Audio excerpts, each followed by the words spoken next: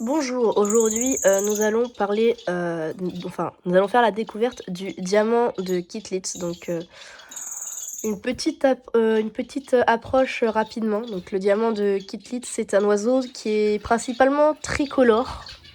Donc il est souvent à la tête bleue, au corps vert et et un peu aux fesses et au bout de la queue et la queue rouge. C'est un oiseau assez spécial parce qu'ils sont pas comparé à une grande majorité d'oiseaux. La femelle peut chanter pour appeler le mâle à chanter. Donc la femelle sait chanter parce que sur beaucoup, donc les moineaux du Japon, les mandarins ou les padas par exemple, souvent la femelle ne chante pas et en fait le diamant de Kittlitz fait partie des rares espèces à pouvoir chanter chez la femelle. Donc le mâle, moi en tout cas les miens le mien a un chant assez aigu, il a le bec blanc, enfin le bec beige, avec un bout de tête blanche, donc qui est plus facile à différencier de sa femelle. Il y a, il y a, il y a un truc qui est pratique, c'est que c'est comme les canaris. Pour le sexage, le sexe est différent chez le mâle et chez la femelle, mais ça peut être un peu dur à voir par moment. Donc voilà, donc c'est pas très facile souvent de différencier mâle-femelle. Mais quand on a l'habitude et qu'on connaît à peu près tout le sexage, que ce soit sur différentes espèces, on commence à avoir l'œil et ça vient tout seul. Alors, ne vous inquiétez pas pour ma femelle canari qui a pas l'air d'être très bien. Elle a été vue et traitée par le médecin. C'est à cause d'une bague en métal. Alors moi, ce que je vous déconseille, c'est que si vous voulez faire, par exemple, de élevage amateur, prenez des oiseaux qui n'ont pas de bague en ferraille parce que le problème, c'est que c'est très dur à enlever et que vous risquez de casser la patte ou de la blesser. Moi, ma femelle a été blessée et heureusement, j'ai un traitement adéquat pour sa patte et elle était bleue. Là, on va dire, on voit une égratignure. La patte n'est plus bleue, hein. Donc elle va beaucoup mieux. Il y a son mâle à sa droite, donc en jaune, donc ma femelle est en rouge. Mais du coup, les diamants de Kittlitz sont assez intéressants. Par contre, vous occupez pas de ses tiques, hein. C'est pareil, j'en ai parlé au vétérinaire, j'attends une réponse parce qu'il fait des tiques avec sa tête. Du coup, il la retourne dans tous les sens et ça me fait un peu mal au cœur depuis quelques mois, depuis que je l'ai acheté. Et c'est. J'ai acheté pareil, mais en fait, moi j'achète tout en animalerie pour faire mon élevage et après voilà. Mais le problème, c'est que le mâle là, il a des tiques qui sont pas très cool. Voilà. Donc, diamant de Kittlitz, le sexage peut être plus ou moins facile, hein, je précise plus ou moins, parce que ça dépend des personnes et du sexe de la bestiole. Et puis si vous avez deux oiseaux qui chantent et que vous savez pas c'est lequel, c'est compliqué. En tout cas, c'est sur le mâle, si vous avez une petite aide, le mâle va plus chanter que la femelle. La chanter va chanter genre quelques fois, mais juste pour solliciter le mâle, parce que le mâle ne va plus chanter. Mais sinon, la femelle ne chantera pas. Ou quasiment pas. Ils s'entendent avec tout. Ils ont un instinct de défense, ce qui veut dire que moi, en tout cas, les miens, quand je vais aller les choper, il y en a surtout la femelle. La femelle.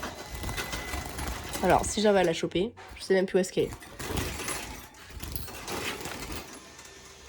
Voilà.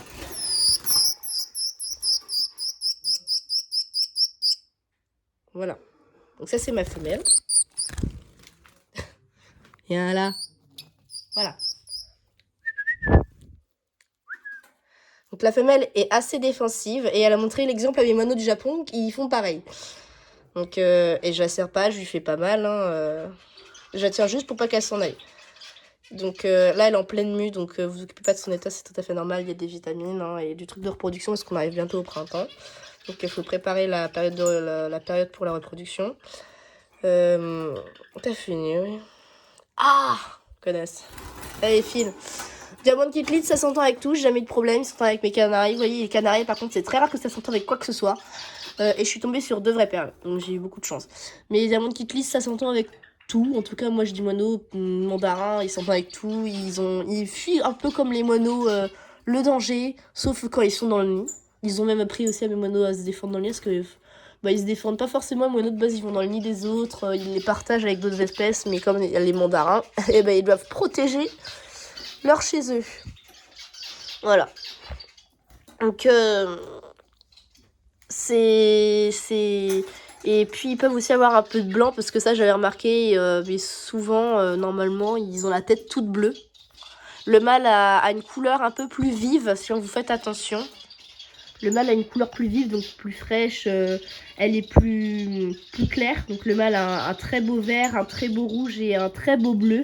Tandis que quand on regarde la femelle, c'est plus foncé. Le bleu de la tête, c'est pareil, c'est assez sombre quand on compare au mâle, hein, vous voyez. On voyait un petit peu. Ça se remarque un petit peu. Hein. C'est dur à l'œil, mais après, quand on a l'habitude de les regarder, on commence à voir la différenciation de couleurs. Donc voilà. Et j'ai remarqué mon mâle en tout cas, il a un masque bleu. Donc le masque, c'est justement la tache bleue sur la tête. Il a l'air d'avoir un masque un peu plus important que la femelle. Après, avec les taches blanches, ça fait que voilà. Et il doit avoir une sorte de mutation parce que normalement, c'est vraiment tête bleue. Je crois pas qu'ils aient des taches blanches ou le bec de différentes. Le bec, encore, ça m'étonne pas, mais les taches blondes comme ça, c'est même sur les ailes, vous voyez, si vous faites attention, sur l'aile, il est un peu blanc aussi, donc lui, il a une mutation, il doit avoir un début de mutation, donc je vais avoir des petits un peu plus blancs, possiblement. Donc ça pourrait être assez intéressant. Mais Diamant Kittlitz, en tout cas le mien il a un chant assez aigu, donc je pense ça dépend aussi de chaque mâle. Moi c'est pareil, j'ai un moine du Japon avant qui chantait très aigu, l'autre c'est un peu moins aigu. Ça dépend des moines du Japon, mais ça reste toujours un peu dans le haut. Et ça doit être pareil je pense pour le Kittlitz. Hein. Donc c'est une très bonne espèce, franchement que j'apprécie. Et qui n'a pas de problème à s'adapter avec les autres, mais après ça dépend de l'espèce en face.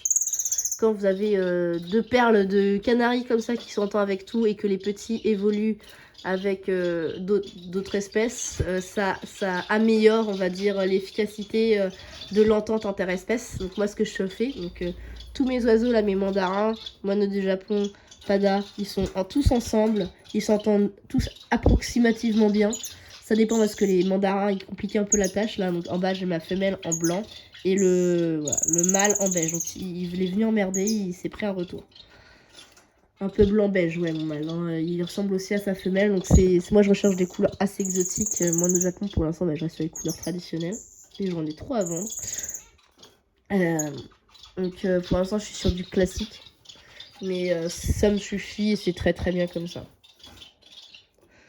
Donc franchement, voilà, c'est une petite découverte. Hein, donc je suis désolée si je me répète, hein, parce que déjà je suis malade. Et puis mon handicap fait que j'oublie un peu ce que je dis. Donc je suis désolée si je me répète. Hein. Mais voilà. Donc voici le diamant de Kittlitz. Donc très vif, hein, comme les moines du Japon, ils bougent beaucoup. Ils ont besoin de voler. Donc moi pour l'instant là les trucs que j'ai c'est provisoire parce qu'il faut que je travaille et que j'améliore leurs conditions de vie, mais je peux pas faire comme je veux, donc pour l'instant ils sont très bien. Je surpeuple pas non plus les cages, enfin j'essaye bien sûr. Avant il y en avait 4 là-dedans, même pour moi c'était trop, donc 3 c'est très bien là-dedans, et moi pour les petites cages comme ça c'est maximum 4. Hein. Enfin ils sont même pas 3 là, 3 nids, donc 3 fois 2, 4, 6.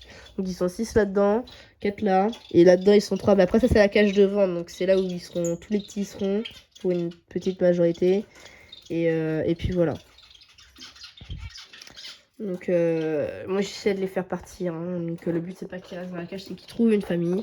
Et que après les gens ils soient contents d'avoir un nouveau membre de la famille. Parce que faut pas oublier, un oiseau c'est un membre de la famille. Voilà.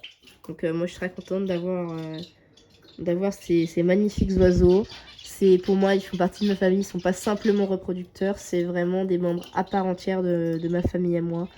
Mes parents, ils sont totalement d'accord avec mon élevage amateur, donc franchement, j'ai rien à me reprocher et je suis content. Et je suis content de pouvoir faire ce que j'aime faire. C'est un élevage amateur, mais je compte bien sûr faire du professionnel. Mon but, c'est pas de rester dans l'amateur. Je vais en faire mon métier. Donc pour l'instant, je fais comme je peux. Voilà. Bon, en tout cas, j'espère que cette petite vidéo vous aura plu. Et moi, je vous dis à la prochaine. Ciao.